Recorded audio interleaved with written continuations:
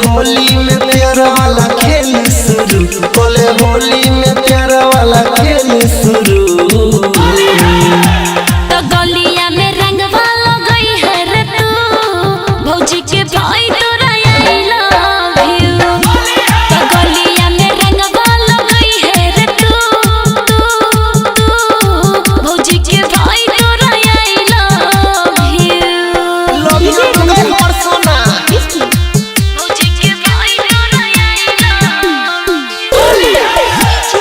विनोद मेरी कारवा हाली, भौजी के भाई तोरा आई लव यू।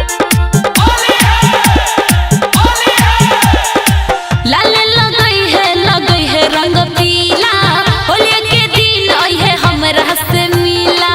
ये जान ये बेकरबो टेंशन नहीं ले, सुने के जान हम हूँ पीले बैबियार, उजर सूट के कर दे बबियार। सच तोरा ओढ़नी के गे, तोहर ओढ़नी हटा के ले बुझवना के छू, तोहर ओढ़नी हटा के ले बुझवना के छू। तो गलिया में रंग वाला गई है रे तू, भौजी के भाई तोरा आई लव यू। तो गलिया में रंग वाला गई है रे तू, भौजी के भाई तोरा आई लव यू।